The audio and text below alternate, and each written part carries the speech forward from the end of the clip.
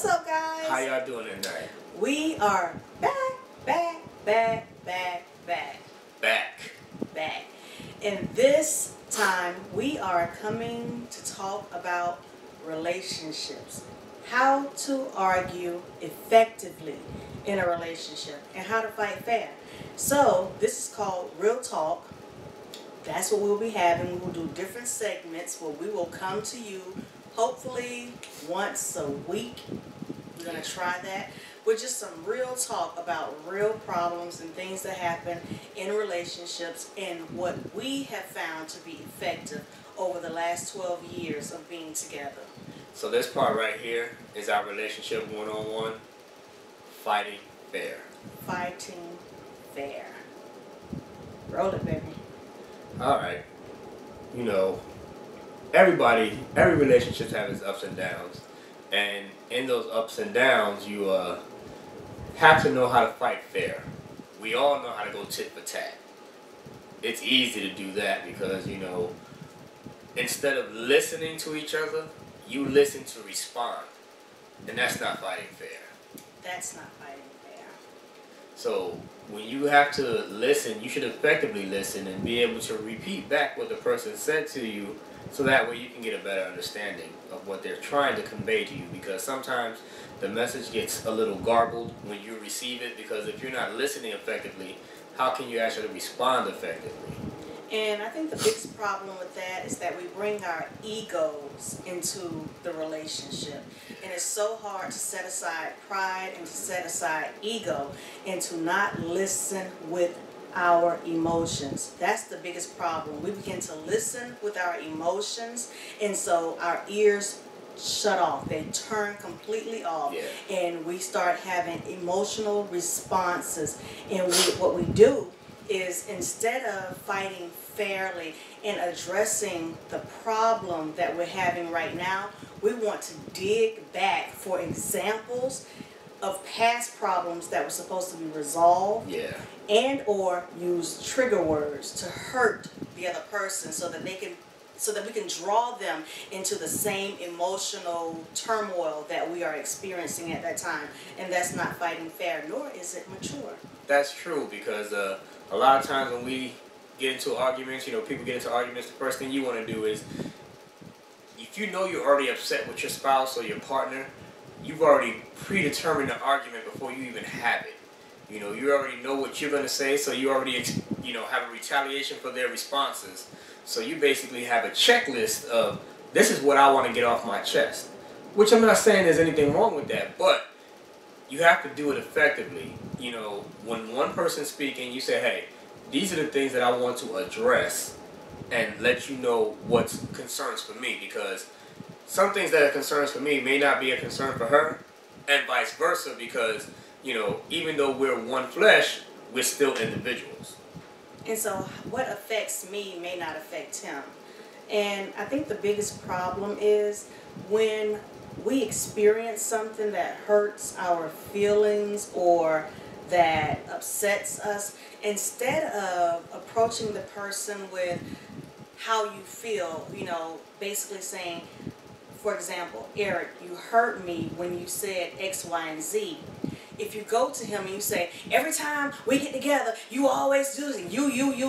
And when you start pointing out somebody's flaws, they immediately take offense to that. And their wall comes up and their guard comes up. And so they're no longer listening effectively. Yeah. Or it's hard for them to listen effectively when you're coming pointing the finger. Defense mode. Exactly. They go into defense mode just because you come very aggressively towards them.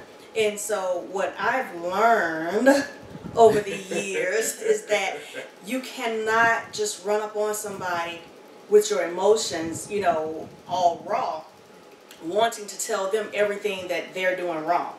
What you have to do is, well, what I've learned to do is to go to him and say, you know, look, when you said X, Y, and Z, it made me feel like, you know, I was unappreciated, or, you know, like you didn't value my opinion, or, you know, something to that effect. I basically have learned to explain or express how I feel without pointing at him and telling him everything that's wrong with him.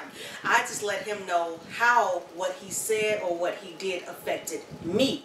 Therefore, I'm not pointing a finger. I'm not telling him who he is or how bad of a person he is and all that other kind of garbage, because that's garbage. We all have our faults. We all bring our own luggage, garbage, baggage into a relationship. And in order for us to be able to work effectively together, we need to be able to express ourselves to one another effectively, so that he can help me unload some of my past stuff that I've drug into this relationship, and I can also help him do the same thing without pointing the blame at him. Because it's like he said before, even a broke clock is right twice a day.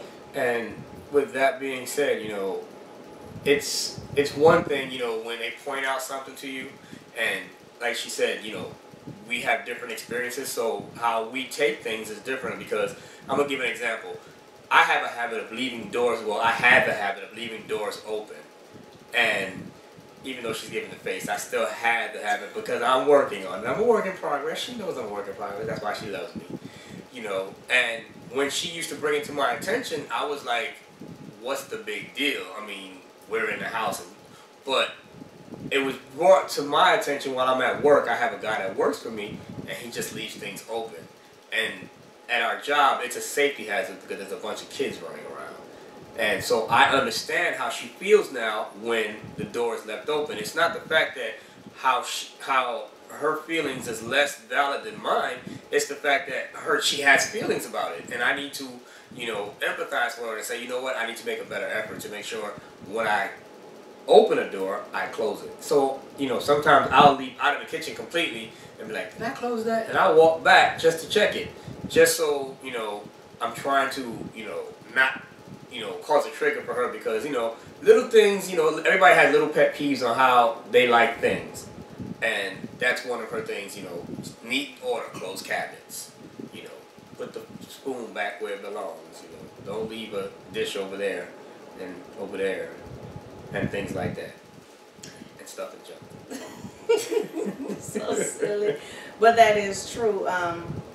You have to learn who your partner is. In every relationship, you have to learn what their triggers are and how not to push those triggers and those buttons. And we get to that point sometimes where we get irritated with things that are going on in our everyday life and also in our relationship when we fail to communicate effectively. And so instead of communicating and talking about it, we start to push buttons that we know will set the other person off. And that's not fair fighting. That's actually being childish, and it's going to cause more problems in your relationship than if you had just went to that person when you were not in your feelings, because you can't go in your feelings. I'm sorry. It's just hard to express something effectively and in a polite manner when you are already in your feelings. And so sometimes it's just my personal opinion.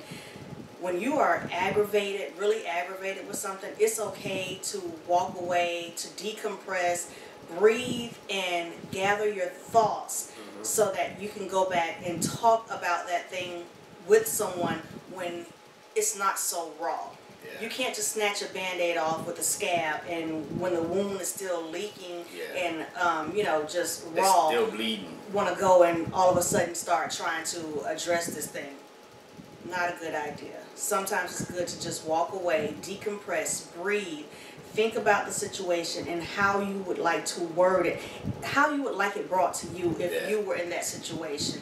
And that's fair fighting, because I don't want anybody just running up on me with their raw emotions coming all up in my face, because I'm going to react badly if that happens. And so I should expect the same thing. If I run up on somebody with my raw emotions, to expect them to listen and want to actually, you know, work through things, that's kind of crazy. And sometimes, you know, tabling the discussion is not pushing it to the back burner.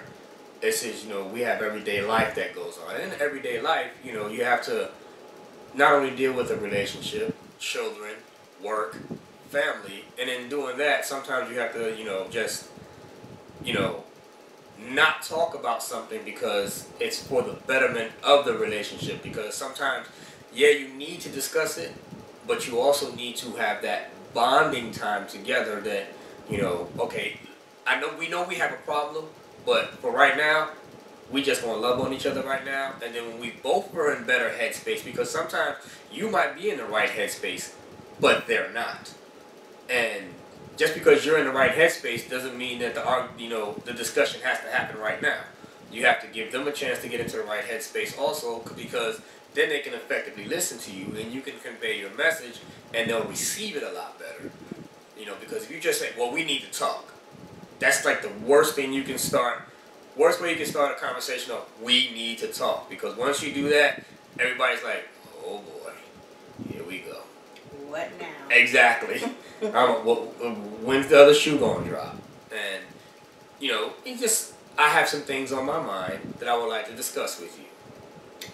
And what I really like that my husband and I have started doing is we go through our everyday life. We have things, it's a lot of things, that will happen around the house that may irritate me. But what I've learned to do is I've learned to prioritize what's most important, because I understand that I just can't nitpick him about everything, because I have to accept him for who he is, and he has to accept me for who I am now. Am I willing to bend and compromise? Is he willing to bend and compromise? Yes, but I'm not asking him to break to be with me, and hopefully he's not asking me to break to be with him, because you married me knowing who I was. I married you knowing who you were. Yep. And along with both of us came some flaws, and we're learning to sort through those things, so that the things that really irritate him, I am trying my best to be conscious and aware of it,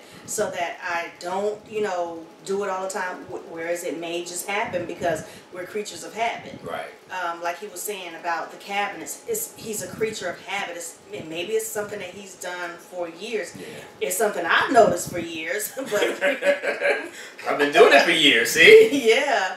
But what I'm learning is that I have to really take the things that are most important, and some of the things it's okay to sweep aside, especially when you have bigger problems. Right. And so what I've learned in a relationship is that it's not always important who's right. Sometimes you have to put the relationship in the forefront, and not, the fact that I'm right and you're wrong. That is like one of the deadliest things you can bring into a relationship, when you allow your ego to jump in and it all becomes about who's right and proving the other person wrong. Yeah, when you have to be the one up, I call it the upmanship. If you prove a point to me, well, I'm going to prove a point back, and my point is going to be bigger than your point, because I'm just that person. You're going to be wrong in my eyes, and the argument's not going to be over until I prove my point that I'm right, and you have to see it my way. Like I said before, we're one flesh, yes, because we're married, but we're still individuals, and we still have different upbringings. Whereas I grew up in the North, she grew up here in the South. I love the South, but it's still two different upbringings. So our upbringings gives us different perspectives on how things happen. Same experiences, but different environments cause us to react different ways. That's true. And I led off with something and totally went all around the table. I digress. I'm going back now. But I was saying that what I've learned in our relationship, or what I like about our relationship, is that we have what we call check-in. We check in on each other at least once or twice a month.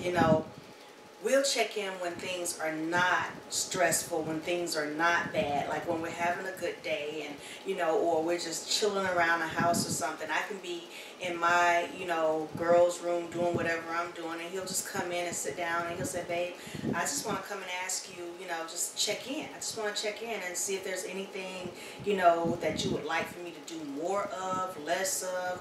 Is there anything that bothers you? And it's good to have those check-in moments when you're not already, arguing or going through something, that when everything is just chill, everything is good, because now we can sit down and I can say, well, you know what, babe, what I would like you to do more of is to, basically help me out around the house. Can you clean up more around the house? Or he may say, I want you to cook more, or I want more sex, or whatever the case may be. Oh yeah. And I mean, it's called checking in. And so we check in on each other, and it's periodically. We don't have set times to do it, but we just, every now and then we have what's called check-ins. And I've noticed that since we've been checking in on each other a lot more throughout the relationship, just asking, what would you like to see more of? And then we make a conscious effort to actually do what they said we would like to do. Things have been so much better and so much easier between us. The checking in, if you guys implement that in your relationship, you'll find out when you do the checking in, it's an internal thing. You want to know yourself, hey, everything's going right, but I know there might be something that I can improve on. And one thing I'll say, and everybody says this also, nobody's a mind reader. I can only assume what she wants. If she has something in her mind that she wants me to do, the only way for me to know is for her to tell me. And sometimes she'll be forward and tell me, hey, this is what I want. But the check-in time gives her a chance to say, you know what, since you asked, this is what I would like. And then vice versa, sometimes, I have something on me and I'm like, you're waiting for a good time to bring it up. But when they give you a check-in, you can say, all right, this is a good time for me to bring it up. Because, like she said, the mood is relaxed. Everybody's in a comfortable space. And you're open to dialogue. Mm-hmm. And when you're open to dialogue, you're more receptive to saying, hey, I can do that. Or, I'm going to have to work on that one. That one pushes my comfort zone just a little bit. But, like she said, it's a compromise in a relationship. You always want to make your spouse or your partner happy, and I'm always going to do whatever I can to make her happy, because I'm going to spoil her. I'm going to spoil her rotten. I'm going to make sure that nobody wants her because they're going to say, she's spoiled. Go back home to your husband. Ain't nobody got time for that. And that's my job. And that's not called being whipped. That's called taking care of your queen. Because when you take care of your queen, the king's benefits are increased. Amen. That's what I say. You said that, baby. I did say that, didn't I? You said that. Yeah, he said that. And that's true. I mean, and it's the same with him. I want to make sure that he has everything that he's in need of, and I want to make sure that I'm not leaving room for anybody else to be able to come in where I'm slacking. And he's like, dang, I'm not getting this at home. I want him to be able to say, I get that and more at home. So it's not even worth it. Exactly. So, it's good to check in. It's good to compromise. It's good to learn what the triggers are and not purposely push them. It's excellent not to bring your ego and your pride into a relationship. It's excellent not to just turn off your ears and turn up your emotions in the midst of an argument, because we have had some times where, like I said, we're having oh Lord, we're still working on us, but we have come a long ways, because we know how to talk to each other. We do. We know how to effectively communicate with one another. And when I feel myself going to that point, I know how to, like you say, table a discussion, shut it down. There's no need to, keep trying to push it any further, because it's not going to work. We're not going to work through this, not right now and not tonight. And that's okay. Mm-hmm. That's okay to not work through it all right then. But I'm also learning, get what I said, I'm learning to, even though I still feel some type of way, to still respect him as my husband, as my partner, as my lover, as my best friend, and to still treat him with the respect, even though I'm feeling some kind of way, and to not give him my butt to kiss, because I'm good at shutting down, ignoring somebody, and putting walls up, and that's not good or beneficial for not for the health of our relationship. Yeah, because even if you get into even if you have a disagreement and you agree to disagree, and it can get really heated sometimes. Like she said, you don't ever want to give the impression that there's something wrong that there's a little sliver, because people are always watching your relationship. Always. No matter what, no matter where you live, no matter how private you try to be, people are always watching your relationship, and they always want to slide in. They want to get in where they can fit in. And if they can get in and just put a little bug in their ear, like, plant seeds. Plant seeds, hey, I don't like the way she spoke to you like that. She shouldn't speak to you like that. And what usually happens, it's the opposite sex. And then you're more receptive to hear it from the opposite sex and be like, yeah, she shouldn't be talking to me like that. Or, he shouldn't be treating me like that. He should respect me more. But, if you guys always discuss things with each other, like she said, when you table it, you still have that mutual respect. Okay, we may not be on the best of terms right now, but since we're going to sit down and eat dinner, we're going to pray, we're going to have a normal conversation, and especially in front of our child, we always have a united front, because children can sense when there's a problem, and when they do, they know who is the person they're going to get the easier time from, depending on what it is. If they're looking, well, I want to go outside, that's her. Because I'm going to say, did you do your homework first? Things like that. If it comes to, hey, Dad, let's play some video games. See, now he's in my realm. And might be, she might be mad with him. So my first thing is, and this is how I diffuse a lot of situations. The first thing I say when it comes to asking me a question, what'd your mother say? I always do that. What'd your mother say? Well, I didn't ask her yet. Hold on, let me talk to your mother for a second and find out. Because, like I said, children know how to play you. And that can cause stresses in your relationship also. Children playing off of parents, because if he gets in trouble with her, and I say, hey, yeah, you can go play that video game, but she told him, you can't. Now, You told me I could. Exactly. What? Exactly. And that's not a good situation to be in as the spouse or partner who allowed the child to go ahead and do it because you didn't check in. Notice again, check in with the other person, because like some certain days, now more so she's home with him and I come in later. Where before it was I was home with him and she would come in later. And he would wait until she came in to ask a question that he could have asked me. Soon as I walk in the door. Mommy, may I watch TV? Mommy, may I have something to eat? Mommy, may I have something to drink? Mommy, may I go outside and play? You've been home all day. Why didn't you ask him for something to eat, something to drink? Could you go outside and play? Why are you attacking me as soon as I walk in the door? And I used to fall for it. And then I got to the point where I asked your daddy. Yep. And then, never mind, he just go in his room. I wonder why we're doing that. Yeah. Because somewhere down the line, his daddy's already told him no or told him what he wanted him to do. And so I had to become very aware and conscious of my little manipulative child that we have in that back room asleep right now. Yes. So we don't want to take this video too long, but we did want to come with just some brief tips on how to argue fair. And like we said, this is Arguing 101, so we will definitely come back with another one, because this can go on forever. It's so many different scenarios and different things that people have experienced and that we have experienced ourselves and we've worked through. But we just wanted to just highlight some of the things that we talked about. Checking in is important. Yes, very important.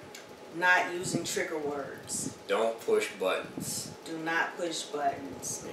Learn to table discussions. Know your partner. Know your partner. Know, guys, do not try to force a conversation. Like he said, when you feel like talking and the other person does not feel like talking, respect that they do not feel like talking. Because if you try to force a conversation and that person isn't ready, it is not going to be a good situation. So be patient. At all times, be patient in everything you do, but especially with your loved ones, your partners or whatever, and give them that space and that time to decompress and get whatever they need to get under control controlled before you try to go into a conversation. And what else did we touch on? Respect. Respect. Even if you guys are disagreeing, respect each other as equals.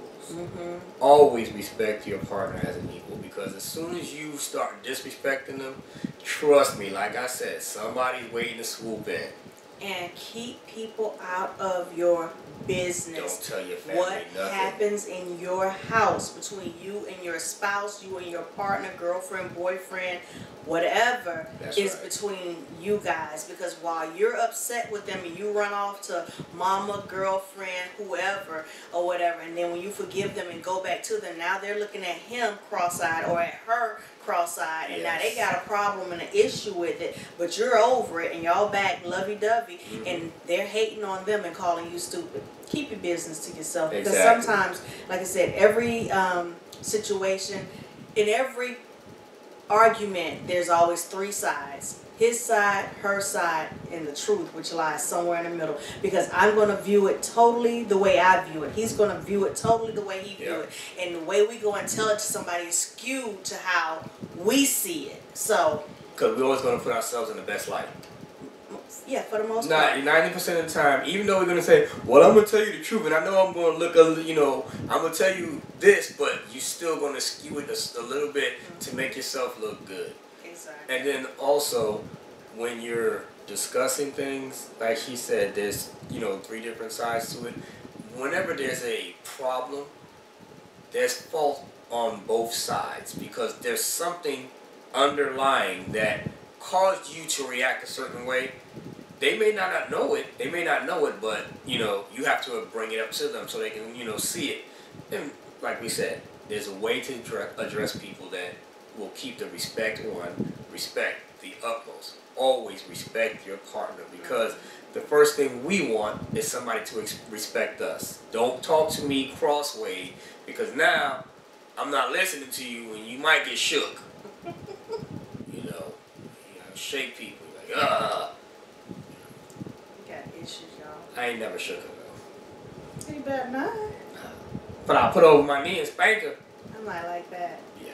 But anyway, we thank you guys for your time. Yes. We love you. We look forward to seeing you in the next Real Talk, and we'll be back later. Any comments that you guys got, post them below. We love to read them. Yeah, and let us know how you handle conflict and argument in your relationship. What are some tips that, could be useful to us or to other people that, maybe read in the comments below, because we can always learn from each other. That's what we're here for. That's what this community is for, to learn from each other. Peace, guys. See y'all later. See you later. 2 and 2. Peace.